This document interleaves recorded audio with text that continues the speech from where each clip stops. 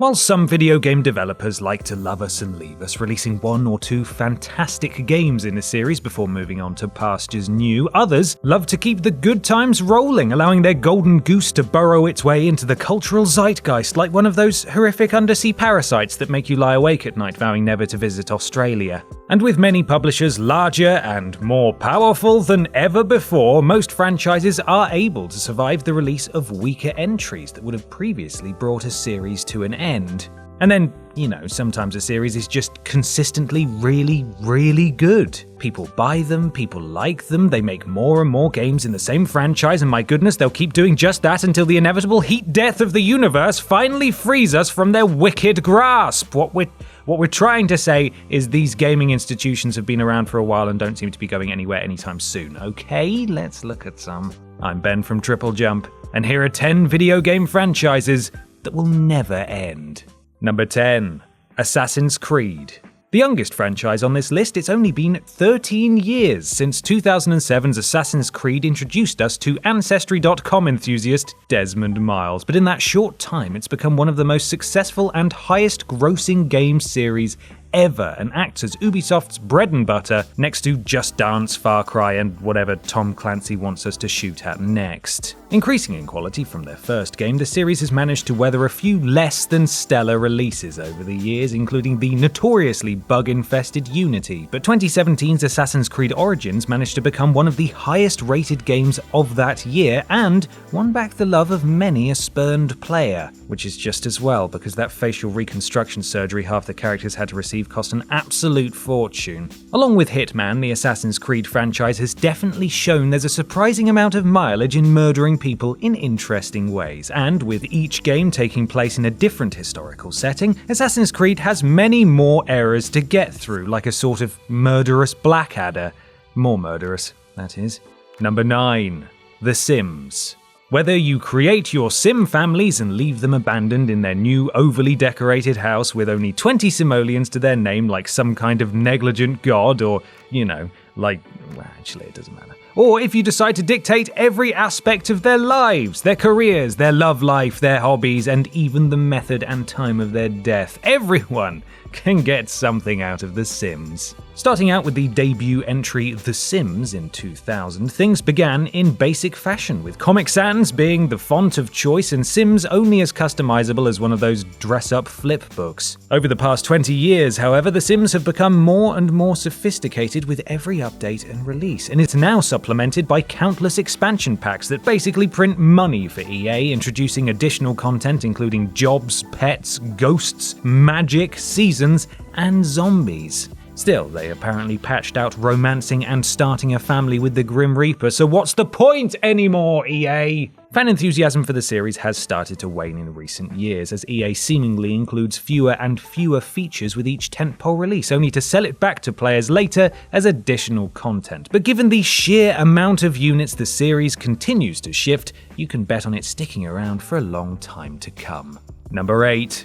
Pokémon. While most franchises rely on certain settings, characters, and mechanics, Pokémon has the unique caveat that it spans an entire planet, not to mention alternate dimensions, and has almost unlimited potential in regards to species of Pokémon. After all, so far, there are fewer than 1,000 Pokémon, which pales in comparison to the 8.7 million species of animals, fish, insects, and birds that share our planet, including whatever it is the ocean is doing down there. Game Freak have proven time and time again that the inspiration for Pokémon and their different variations can come from anything, including magnets, birds, knights, cups of tea, and mimes. So, despite what internet articles may tell you, they aren't likely to run out of ideas anytime soon. Hell, just re-release the first 2 generations of Pokemon games over and over again, and I'll keep buying them because I'm stupid. Also, we've got to keep that Ash guy occupied and at bay. He's already won a Pokemon League, and he's gaining on us.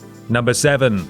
Mortal Kombat. Horrifying, parents. Since 1992, we like to imagine this game inspired a generation of future doctors, considering how much realistic anatomy it lets you rip out of people. Released on a list of platforms as long as my arm, 2019's Mortal Kombat 11 is actually the 21st game in the franchise, despite it being called number 11, and is part of one of the most successful fighting and multimedia franchises of all time. Look! Okay, so you have to scroll down a bit, but it's still there, just above Bob the Builder.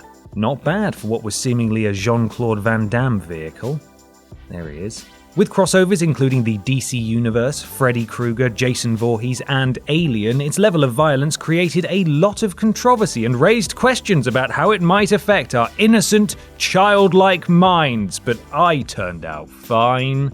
The fact is, people are always going to enjoy seeing people's heads explode on video games and in movies, and if the creation of the ESRB didn't slow its pace a jot, Mortal Kombat isn't going to stop eviscerating dudes or dudettes anytime soon. Number 6. Sonic the Hedgehog. Our favourite blue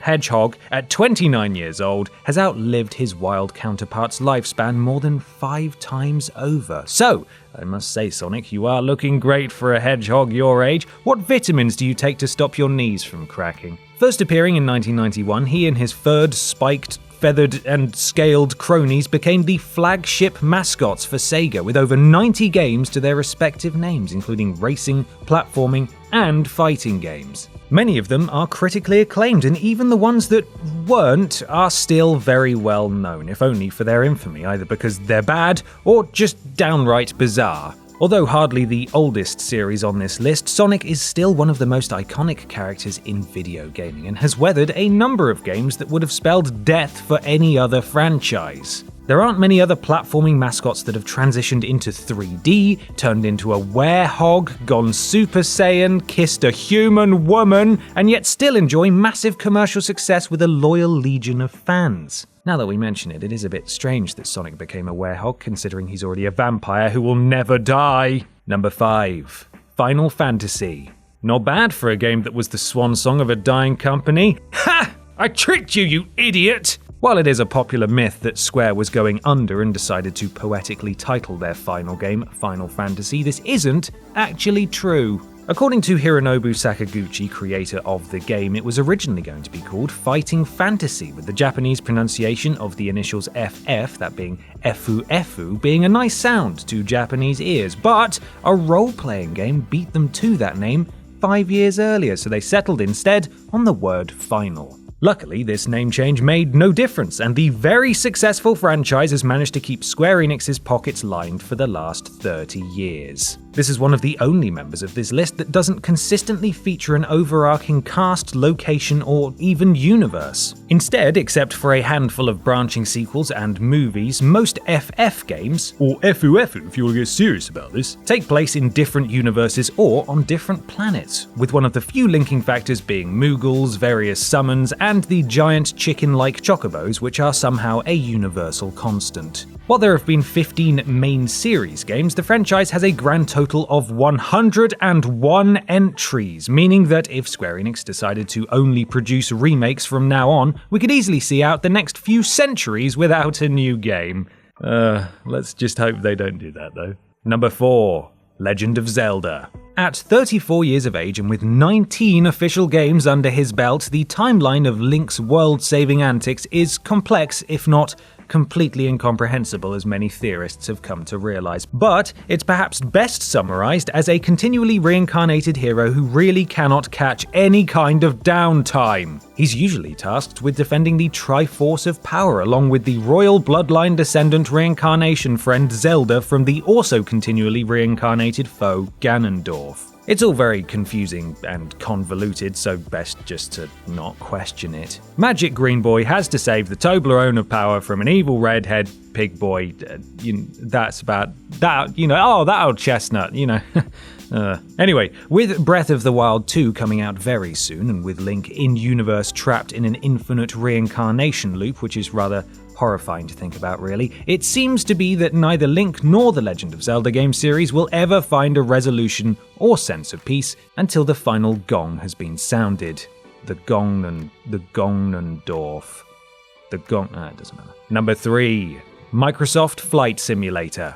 Along with another as yet unrevealed entry, Flight Sim shares the title of oldest series on this list and is one of the longest running pieces of continually used software ever. While it's technically more of a software program, but Microsoft considers and advertises it as a video game, so it still counts, Flight Sim has been at the forefront of video game tech since the start, used as a way of demonstrating the advances in computers and the difference between 8-bit and 16-bit CPUs. Originally released in 1982, it's actually older than the Windows operating system itself, making its persistence into the year 2020 that much more impressive. With detailed real-world locations, realistic weather simulations, and even air traffic, actual pilots have gone on record to say they use it for practice. And while some things aren't as realistic as a bona fide plane, like loud babies and bad snacks, it has been credited as a good way of getting accustomed to the controls and instruments used when flying actual planes. Don't expect it to go anywhere anytime soon. Number 2. Wolfenstein. A relatively simple 64-bit shooter for the Commodore 64, Wolfenstein has come an awfully long way since Castle Wolfenstein, with bullet-absorbing human tank BJ Blazkowicz and his family continuing to make their way through the Nazi-infested alternate universe. He's escaped strongholds, stolen battle plans, attempted to assassinate Hitler, fought Nazi monsters and super soldiers, stopped the Nazis accessing alternate dimensions, been beheaded, and then actually assassinated Hitler. Good lad. Since the beginning of its life, the world of Wolfenstein has utilized and even established many slightly overused Nazi-related genres, including Nazis on the moon, zombie Nazis, Nazi virus, Nazi robots, and the good old concept of a Nazi-infested post-apocalypse.